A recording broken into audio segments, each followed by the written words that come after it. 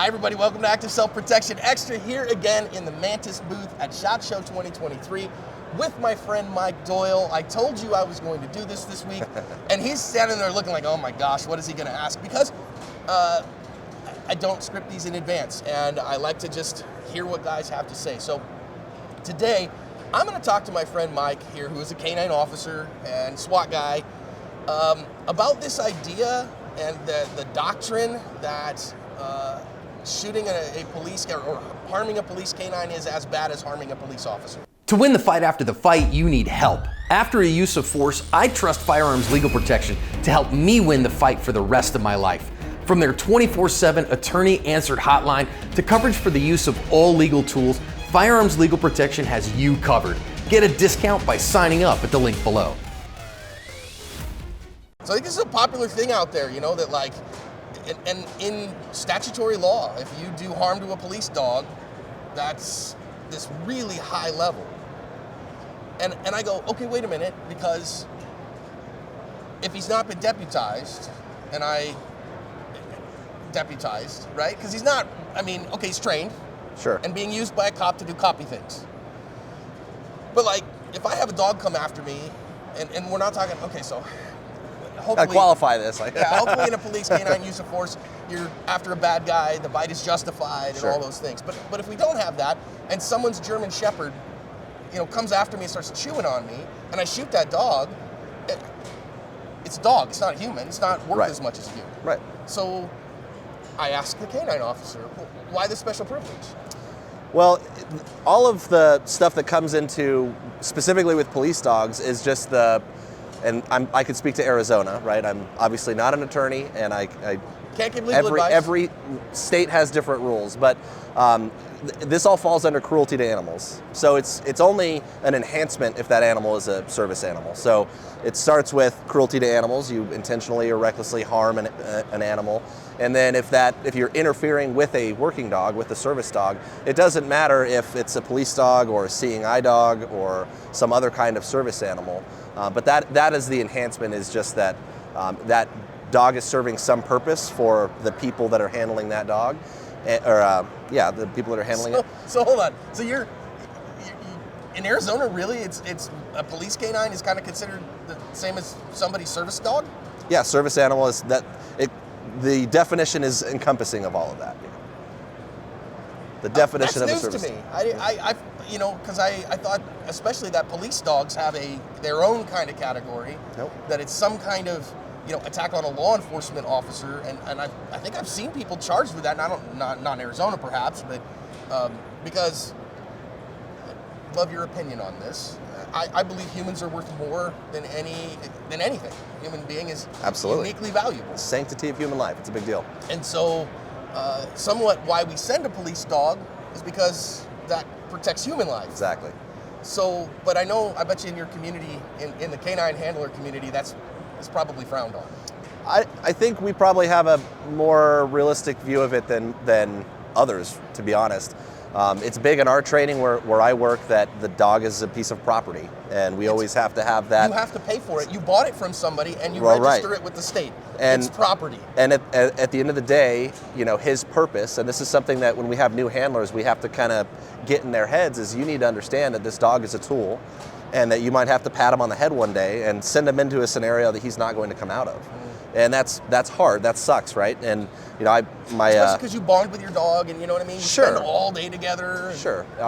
My dog in 2019 was stabbed in the neck chasing down a bank robber, and he did his job, and he went back to work. But you know, in those scenarios, that if he doesn't come out of that, he went doing something that serves some purpose for the greater good, right? So, I think dog handlers are pretty good about understanding that the dog is a tool, and that you might have to send them into that kind of scenario.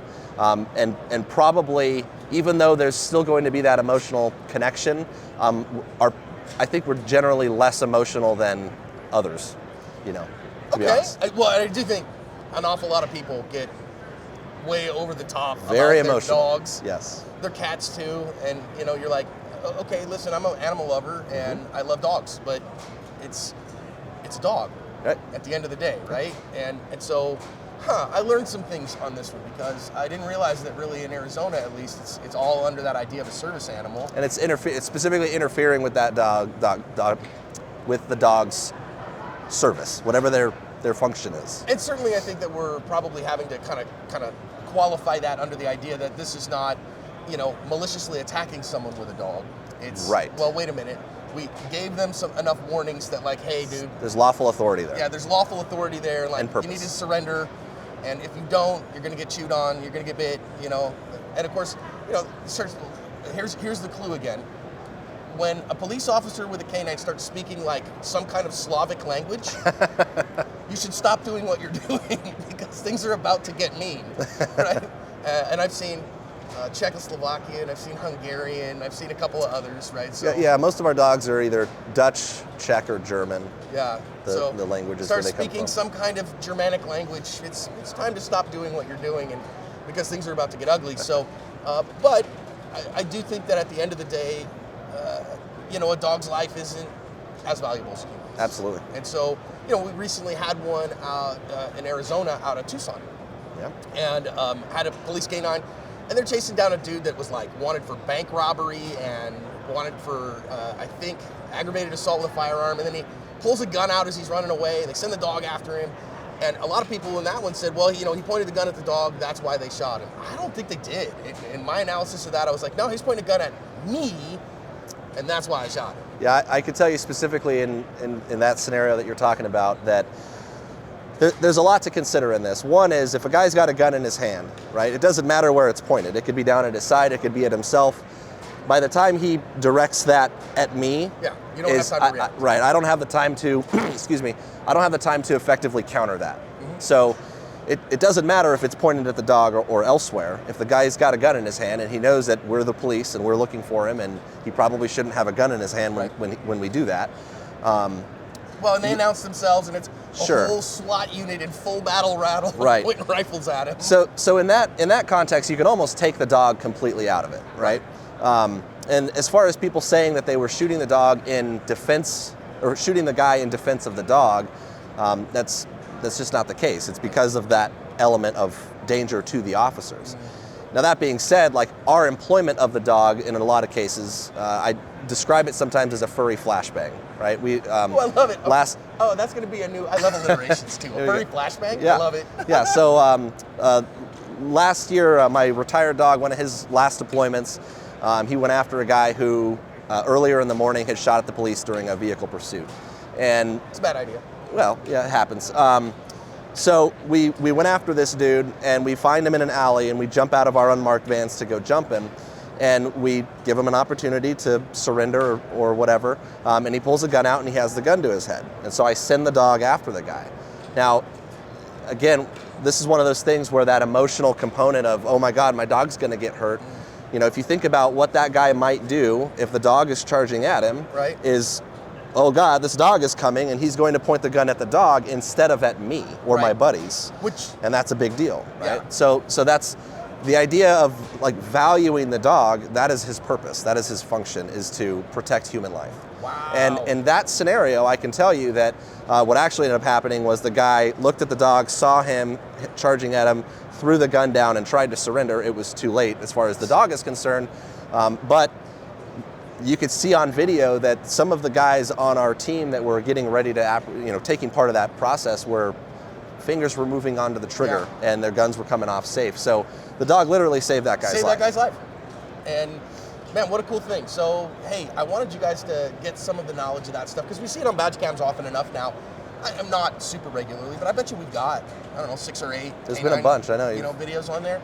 And I want you to know kind of the legalities and how they're used and those kinds of things. So now, and I know, Mike, your podcast is, you do some self-defense and concealed carry stuff, but a lot of that, your podcast, Tactical Tangents, is focused on professional development for military first responders, police officers in particular. Yeah, our goal was to try to mentor rookie officers and experienced officers and help teach all the things that we don't have time to teach at in-service training in the academy and that sort of thing. And my co-host Jim and I try to make a good effort to not only focus on the law enforcement stuff, to make it applicable to anybody and apply a good dose of critical thinking and stuff like that to our decisions. So you found a human here who is a good critical thinker, who is very measured in his approach, is a good human, and is willing to train you for free in professional development. Why would you not take advantage of it? And find you on all the major podcasting platforms? Yep, we're all over. Spotify, Pandora, iHeart. There you go. Apple. Tactical Tangents. Hey, thanks for the knowledge, bro. Of course, anytime. Happy to be here.